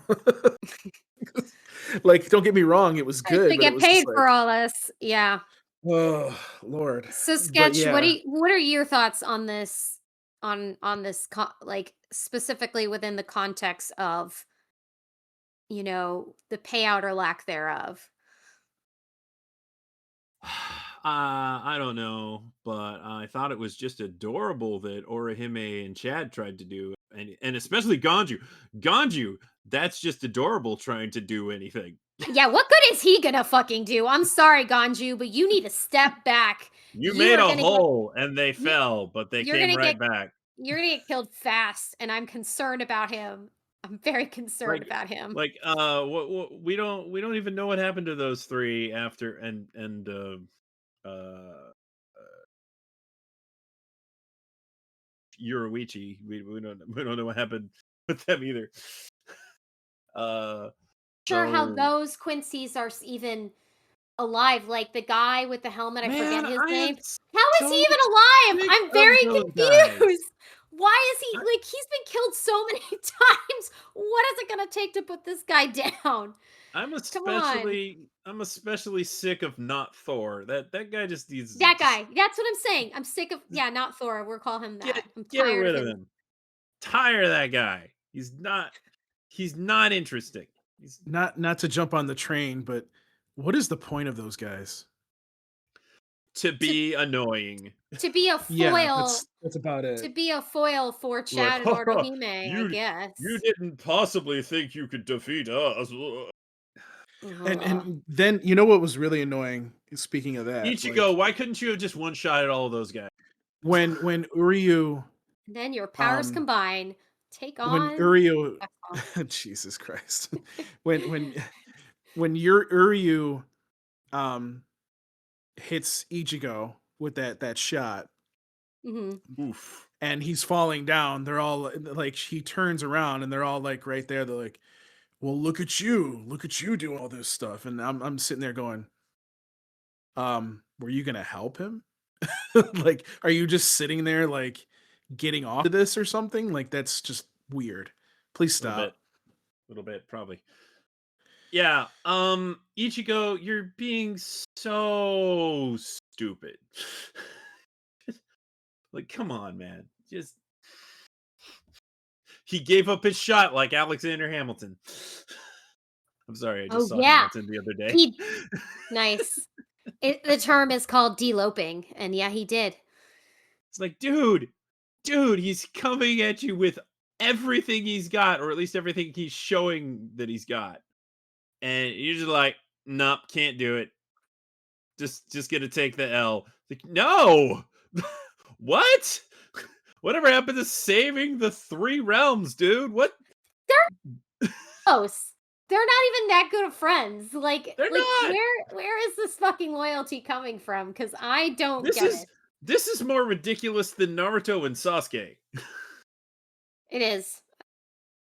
which I understand is like a brotherly bond, but like, Well, like Sasuke kind of like he'd been going down that path. There was a lot that built up to that. yeah, Oreo, it's like he read a diary and all of a he sudden read he's it. Yeah, he read on team psychopath. it. Yeah, Like what? What now? Let's but back up, okay? And one his thing I father, picked up what is- on. where is his father? Oh, the kid's 16. Where is the parental guidance here? Come on. Well, obviously his Disappointed. father is just lousy, but like, Shitty parenting. like I don't understand Ichigo in this moment. It's just he understands the stakes, right? Like what? Just come on, man. But also, I'm pretty sure I picked up that Uryu has only just realized that Ichigo is part Quincy when Yes. he and Uryu was like, "Wait a minute, how can you like how can you be doing this knowing that?" Is like, it's like, bro, he killed both our moms. Why are you on his side? Yeah. Jeez. If you're playing the long game, Uryu, it's not a good plan. It's not a good plan. You're only And giving him Ichigo, all the just chess pieces. Ichigo, just bro.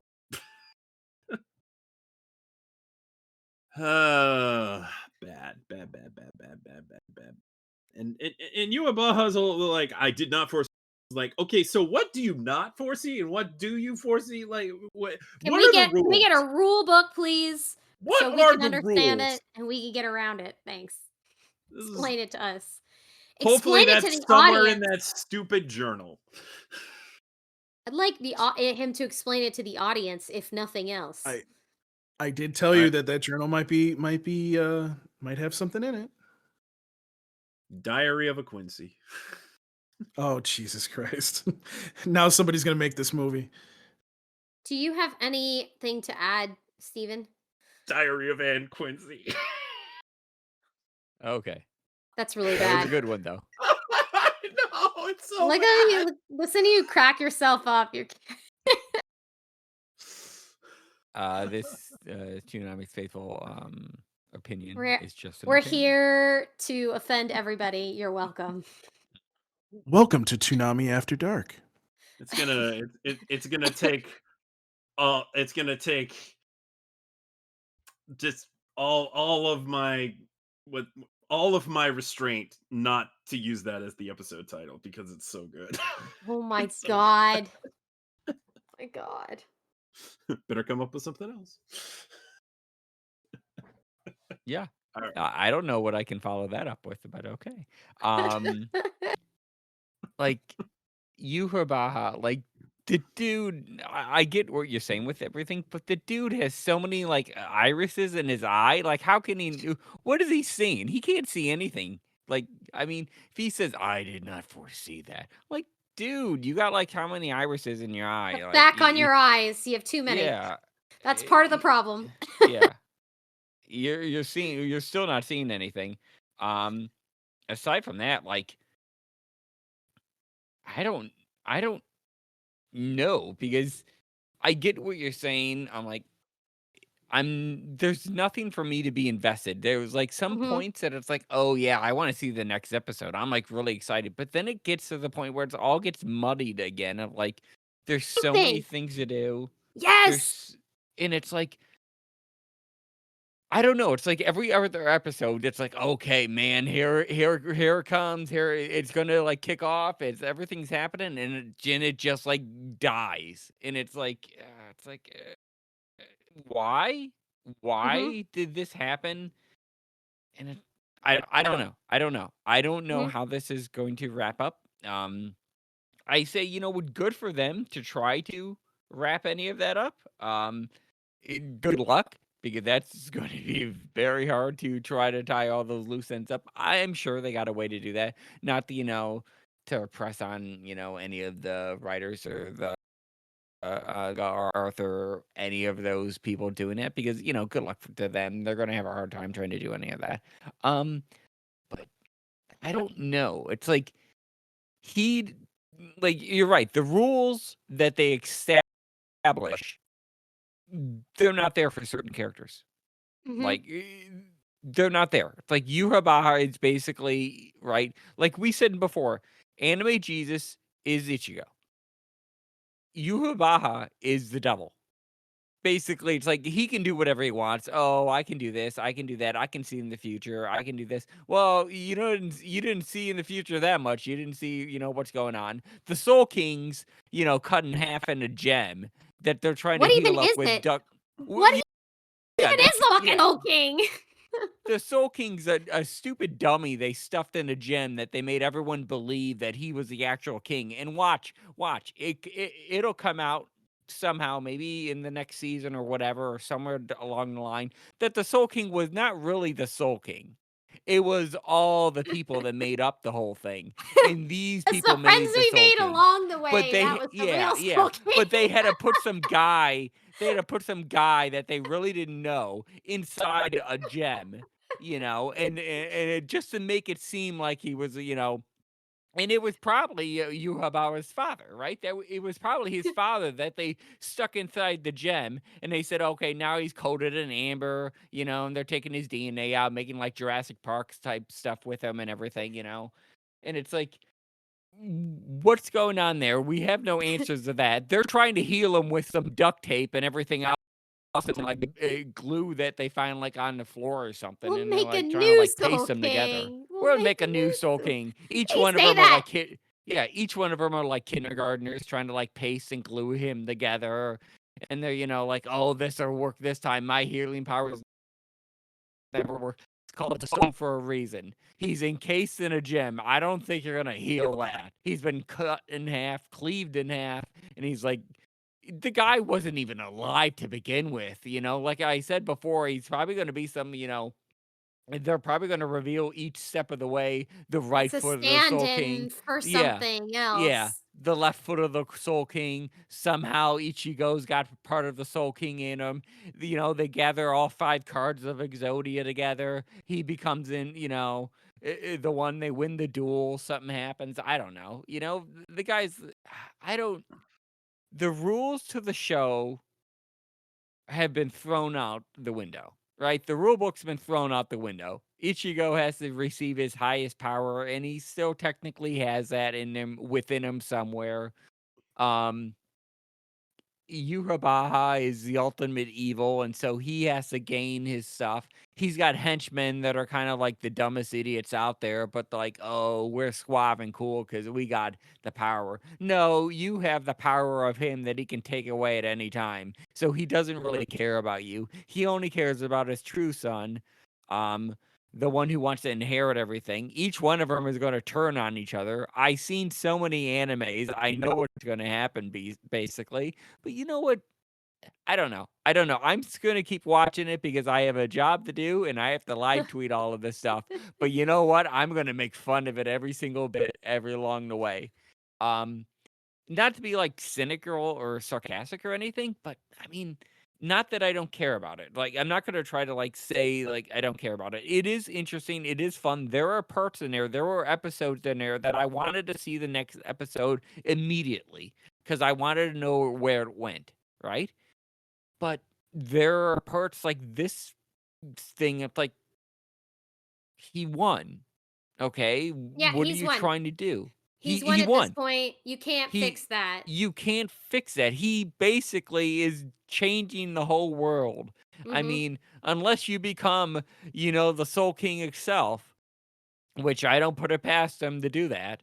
That the new Soul King is there somewhere along the line, or he like resides in Ichigo, or something happened that he's like in all of the Soul Reapers somehow, or he's in all of the, something, and he's got like the fragments in him, and you took parts of him, and I don't know. They're gonna say some stupid thing where it's like he was never there. That's why he looks like a dummy. He looks like a stupid mannequin that you dress up on like in front of a mall that you I put a gotta scarf tell you, around, and that they're was the trying to biggest sell. letdown.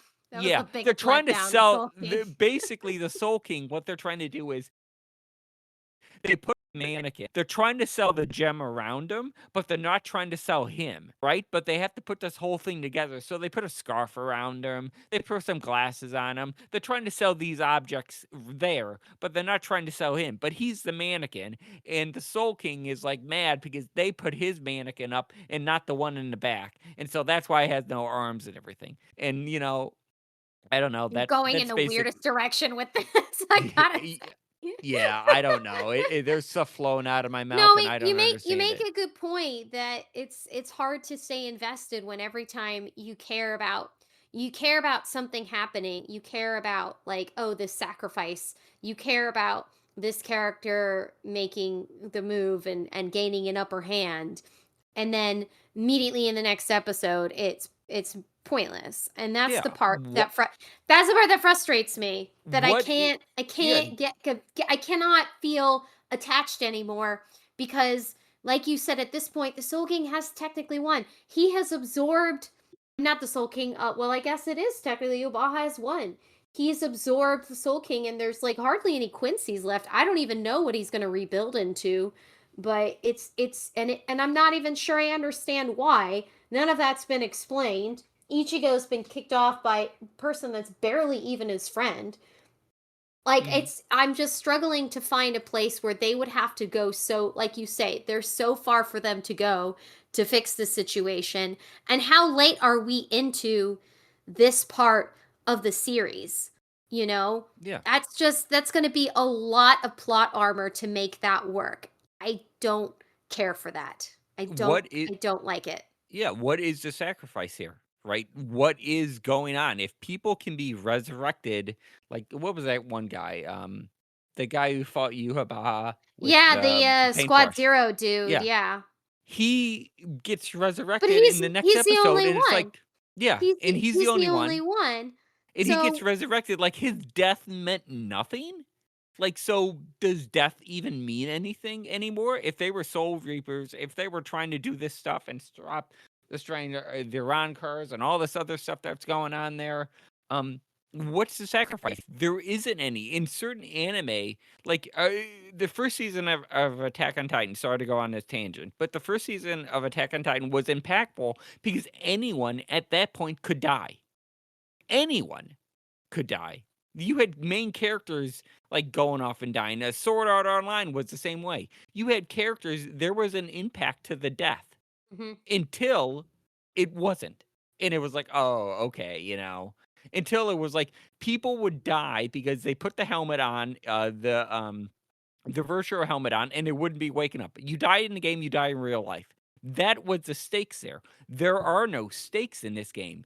that any of them are playing. There are no stakes. And so if there are no stakes, then what is there to do? If people can be resurrected at any moment at certain times, yeah, you can see sacrifices to like becoming the giant hand or trying to like hold together and all that, and they die, and then all of a sudden, the zombies. All of Well, a sudden, even they're worse, back again. even worse, it's not even for the heroes, it's mostly for the villains.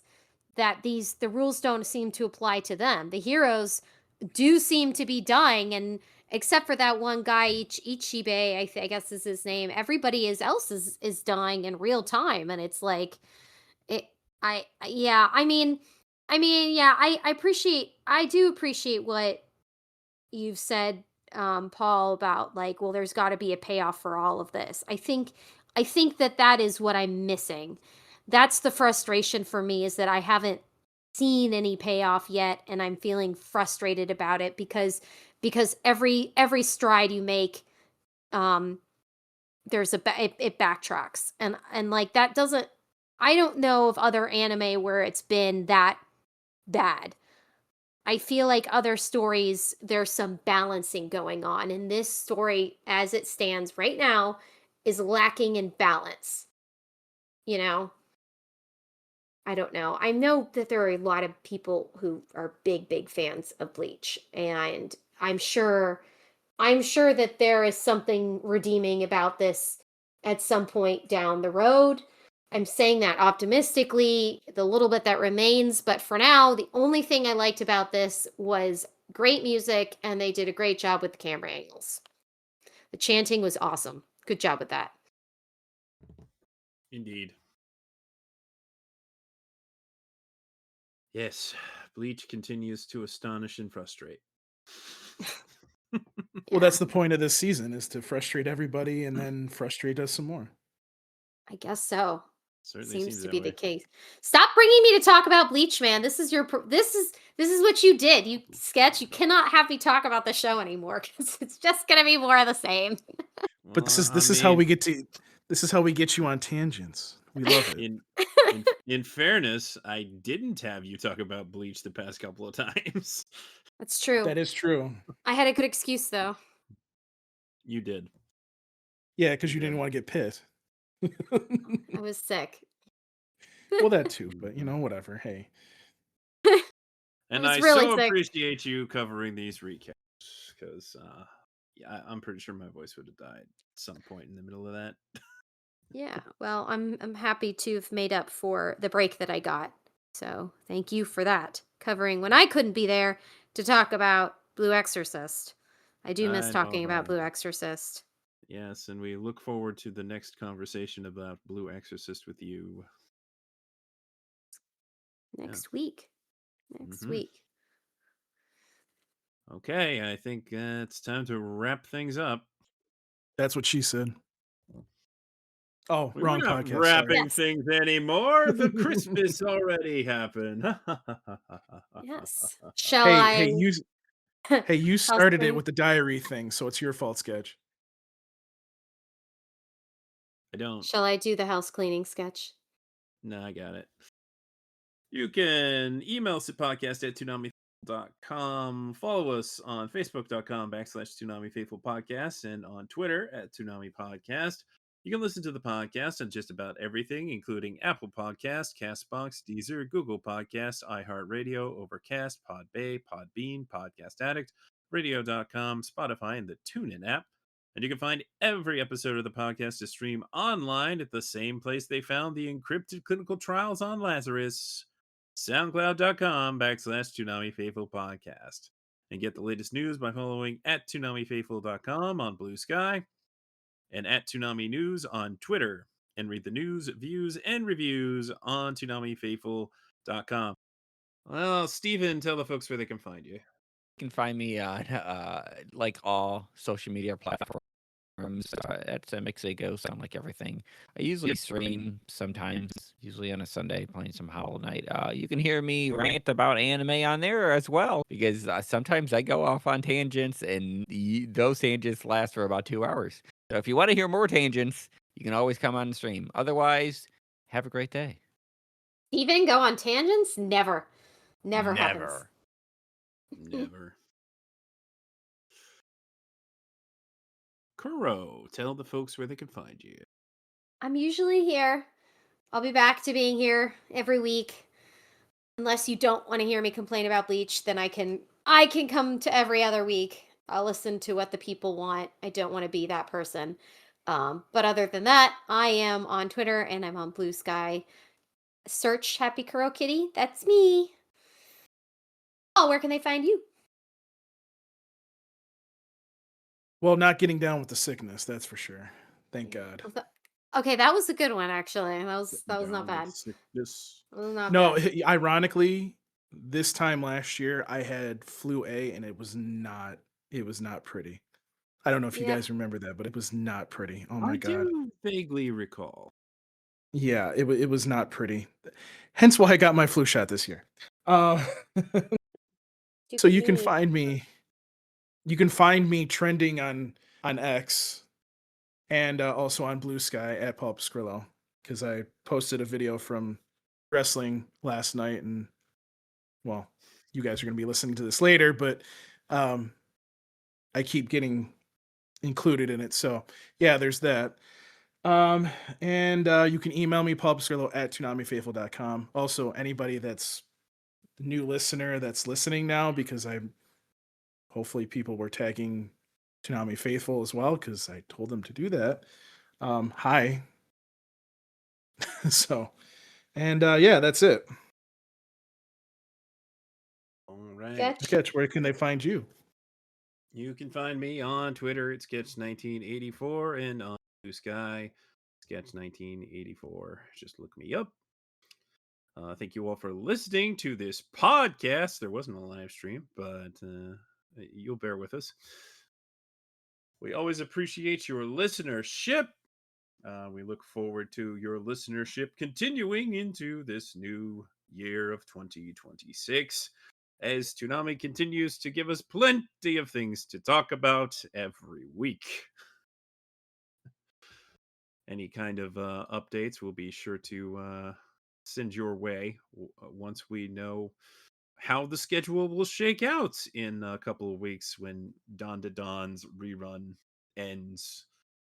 That is weird that they jumped ahead after that marathon, because usually when they do a marathon of a show, it doesn't affect the regular rerun at all. So they must be setting up something. But Get I the mean, wheels turning. Keep us guessing. the best guess is they're gonna. I don't know why they wouldn't have been able to start Dawn to Dawn season 2 the next week and not have to wait 2 more weeks, but contracts. Or it's Primal, which is starting on Adult Swim Sunday nights, January 11th at 11:30. Spear is inexplicably back as a zombie. Not I sure don't know how how I I, feel about that. I was gonna say I don't know how I feel about it either. Like, I, At I, the moment, I'm I, not pleased. I didn't hate that he died at the end. I thought It was well done. It was it really was, nicely handled. It feels yeah. like it's made meaningless now. Hey, here we are again. Stop, stop, stop it. Oh, For the record, that wasn't my fault. You brought it up. yep. I sure did. I sure did. Doggone zombies. But we are probably pleased that they're rerunning Zom 100 on the block again, because that's a fun show. If you It want to is. stay up until 3 a.m. to watch it. Yeah. You get to catch the zombie shark, which is pretty great. It was a pretty great moment. Oh, the zombie shark was amazing. Yep. It's absolutely You absurd. don't get better than zombie shark. It's true. It's true. It doesn't really top that.